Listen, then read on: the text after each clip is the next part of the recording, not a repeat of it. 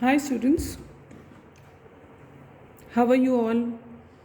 उम्मीद है कि आप सब हेल्दी एंड सेफ हैं। आज हम अपना थर्ड चैप्टर कंटिन्यू कर रहे हैं। Chapter name communication, page number 17, second paragraph. People also express themselves through the things they create. लोग अपने आप, अपनी भावनाएं, अपनी फीलिंग्स को प्रकट करते हैं उन चीज़ों द्वारा जिसका वो खुद निर्माण करते हैं। For example painters communicate many different things through their paintings and drawings. Painters जो हैं अपनी पेंटिंग द्वारा, अपनी ड्राइंग द्वारा अपने फीलिंग्स को प्रकट करते हैं। Dancers create dance to share their thoughts and feelings. उसी तरह जो डांसर्स होते हैं वो भी अपने अलग अलग forms, happiness, sadness, for example the dance form of Shiv ji, lord Shiva, उनका जब क्रोध आता है उस वक्त वो एक प्रकार का तांडव करते हैं, तो वो भी एक वे ऑफ एक्सप्रेशन है, एक वे ऑफ कम्युनिकेशन है जिससे वो अपनी फीलिंग्स को शेयर करते हैं। Music also communicates different ideas and feelings. उसी तरह संगीत से भी विभिन्न प्रकार की विचार और भावनाएं प्रकट की जाती है। Music can make a Lesnar happy और सैड और फील लाइक डांसिंग। म्यूज़िक एक ऐसा तरीका है कम्युनिकेशन का जिससे इंसान या तो हैप्पी हो जाता है, अगर सैड म्यूज़िक सुने तो वो बहुत सैड हो जाता है, और अगर बहुत ही रोमांचक म्यूज़िक सुने तो वो खुद स्वयं डांस करने लगता है। Writers and poets write stories, poems, plays and songs about our world.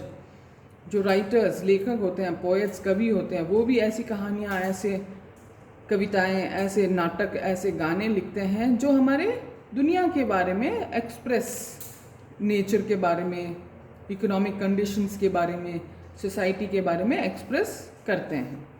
Chocolates, toys, animals, mountains, houses, rockets, stars and lots of other things, ये सारी चीज़ें म्यूज़िक, डांस और ड्राइंग द्वारा, पेंटिंग द्वारा एक्सप्रेस की जा सकती है।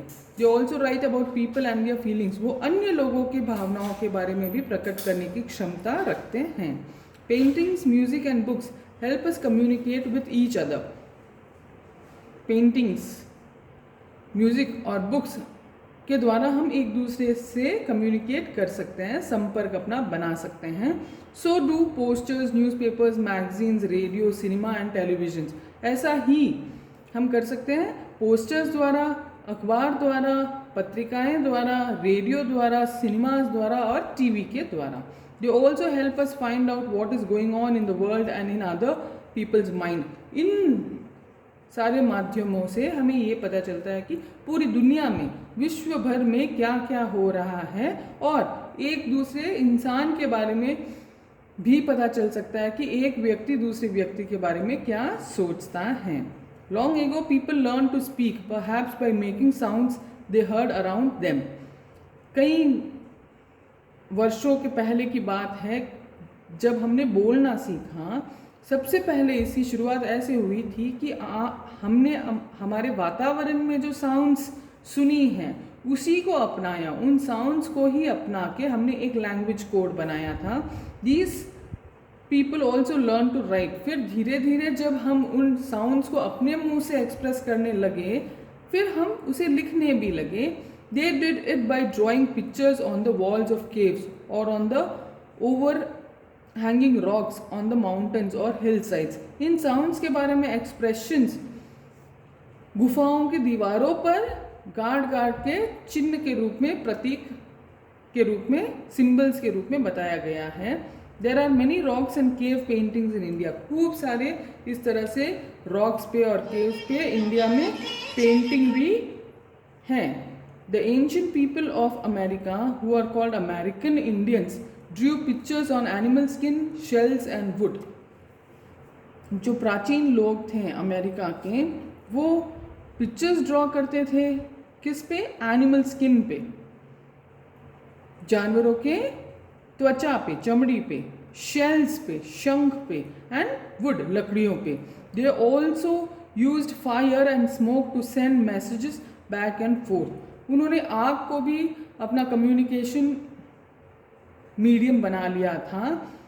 वो आग को भी भेजा करते थे, कहीं किसी व्यक्ति के हाथों में देखे तो वापस मंगाया भी करते थे। ये भी किसी एक मैसेज का प्रतीक हुआ करता था। A fire was lit and then partly covered with wet grass to make thick smoke. और कभी कभी तो फायर आग लगा के वो मोटी सी घास के परत से वापस उसको कवर करके सिर्फ धुआंधार एक प्रतीक बनाया जाता था। वो किसी और मैसेज को संकेत करता था। Ancient Egyptians drew signs for words such as the sun, moon, stars, kings and gods. इसी तरह प्राचीन इजिप्शियन लोग जो होते थे वो भी अलग अलग चिन्ह बनाते थे। सन का कुछ, मून का, स्टार्स का, किंग्स का, देवताओं का अलग अलग प्रकार का चिन्ह हुआ करता था। And we will continue the same chapter in the next class. In the next class, I will finish it, kids. I hope you have understood and enjoyed this lesson. Take care of yourself and do your homework, beta. Stay healthy, stay safe. Meet you in the next class. Until then, bye.